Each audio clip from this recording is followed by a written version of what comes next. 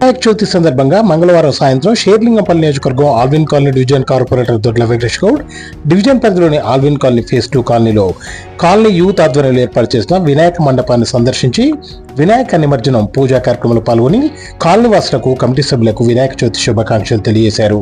ఈ సందర్భంగా కార్పొరేటర్ మాట్లాడుతూ గణనాథుని చల్లని చూపులతో ప్రజలందరూ సుఖ సంతోషాలతో ఉండాలని కోరుకుంటున్నట్టు తెలియజేశారు. ఈ కార్యక్రమంలో నాయకులు, భక్తులు, మహిళలు, వినాయక కమిటీ సభ్యులు, కాలనీ వాసులు తదితరులు పెద్ద సంఖ్యలో పాల్గొన్నారు.